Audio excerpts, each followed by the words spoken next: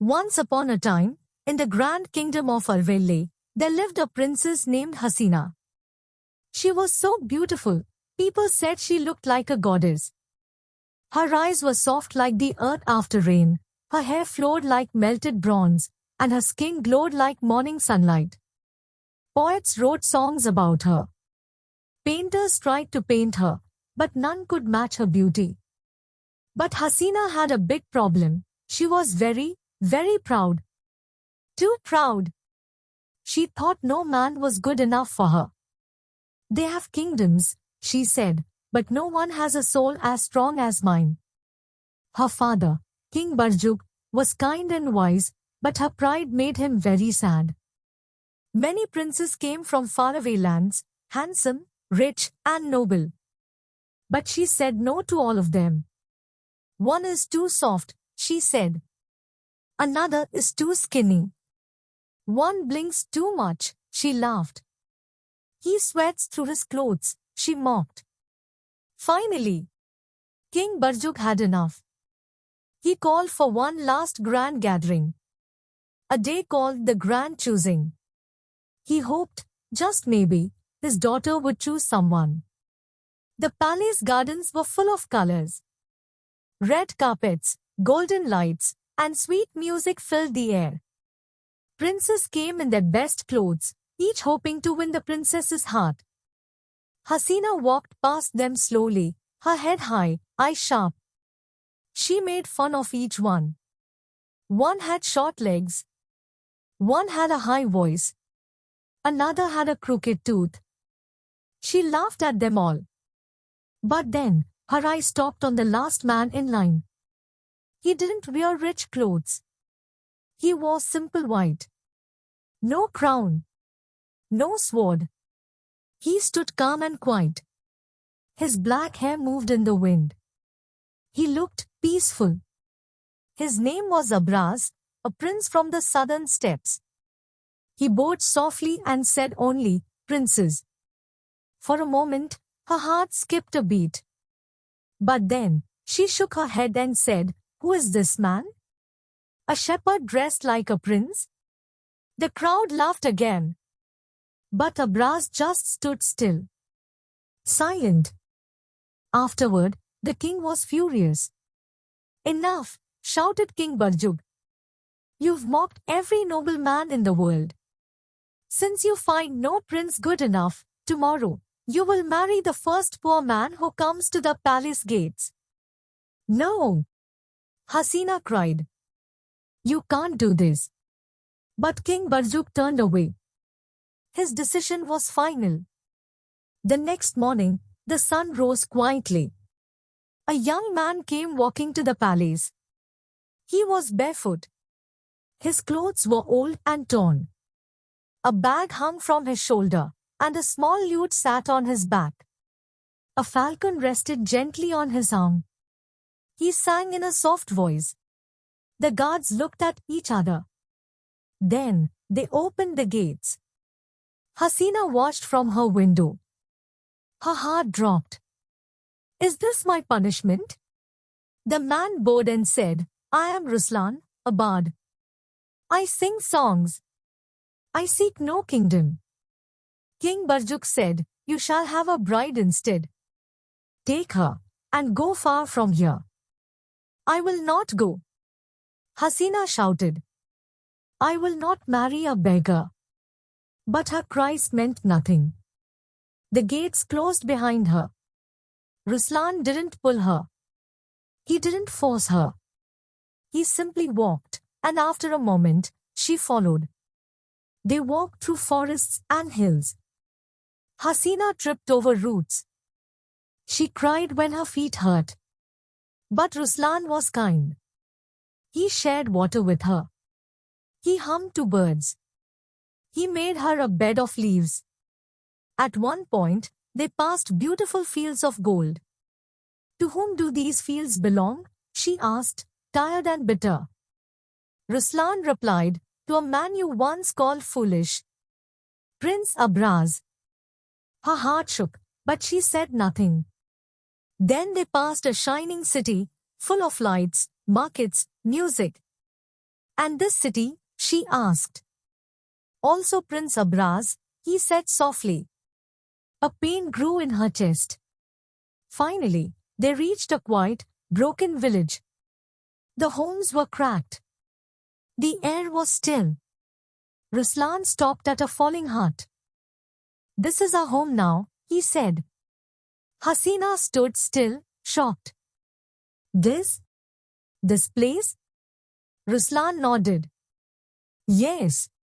Yours and mine. Inside, there were no servants. No gold. No perfume. Only a mat, a pot, and silence. She cried that night, alone and hungry. But Ruslan gave her warm food and a gentle smile. Eat. Rest. Tomorrow will come. The next day was hard. Smoke burned her eyes. The bread turned black. Her fingers bled from sharp wood while trying to make baskets. I can't do this, she cried. Ruslan quietly bandaged her finger. Every lesson starts with the first wound.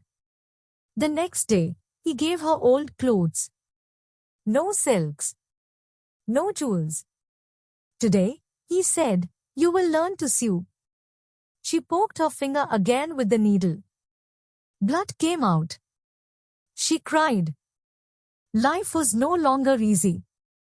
Then one day, Ruslan gave her a basket filled with clay pots. You must go to the market, he said gently. Try to sell these. Her legs shook. But she walked. People stared. Some with pity. Some with kindness. Some with surprise. Her beauty was still there. But now, it was softer. Sadder. Real. All the pots sold before noon. But then, a drunk man came near her. He smiled with ugly teeth and said, Come have wine with me, lovely girl. Hasina's eyes burned. Without thinking, slap, her hand flew across his face. The man fell. The crowd stared. That night, Ruslan smiled at her for the first time. You protected your honor, princess, he said proudly. But the next day came a harder test. At the market, a horseman rode too fast. He trampled her new pots. All of them broken. Hasina sat in the dust. Her hands shaking. Silent tears fell. She returned home empty-handed. Ruslan opened the door and looked at her. This time, he smiled softly. You are not made for this job. He held her hand. Come. I will find you work at the palace. The cook there is my old friend. Her eyes filled with tears. But she nodded. That night, the palace was glowing. There were flowers, music, candles everywhere. Hasina was now a kitchen helper. She wore rags. Her hands were red from washing dishes. Her feet ached. As she was leaving, the head cook stopped her. Wait, child, she said kindly. Look through the curtain. Tonight, the prince is getting married. Hasina peeked. Inside, it was magic. Lights. Music. Laughter. Then, she saw him. Prince Abraz. Her heart stopped. He looked more handsome than ever. Suddenly, he pointed toward the kitchen. You, he said. Come dance with me. Hasina froze. Before she could hide, he took her hand. They danced. But as they turned, small pieces of meat and sweets began to fall from her robe. Then, laughter. Loud. Sharp. Cruel. Some nobles covered their mouths. Others pointed. Hasina ran. Tears fell. Her face burned. But Abraz followed her. He found her crying, alone in a quiet room. Do you know me now? He asked gently. She looked up. I am the prince you mocked, the bard you married, the man who walked beside you. Her eyes widened. Your father knew me. He asked me to teach you. Not to punish, but to help you grow. Tears poured from her eyes. I'm sorry. I was foolish. Abraz smiled. But now, you are strong. And I love you. She threw her arms around him, sobbing. He held her close. No more pain, my queen, he whispered. The doors opened again. This time, Hasina walked beside her prince. A new light in her eyes. She wore no gold, no jewels, but she looked more royal than ever. People gasped. Some cried. Others clapped. The same girl who once laughed at others. The same girl who sold pots. The same girl who washed dishes in silence. Now stood as the queen of Arvelle. Her journey from ember to flame was complete. Moral of the story. True beauty is not in looks or gold, but in a kind heart. Pride can blind us, but pain can help us grow. And love, true love, waits until we are ready to see it.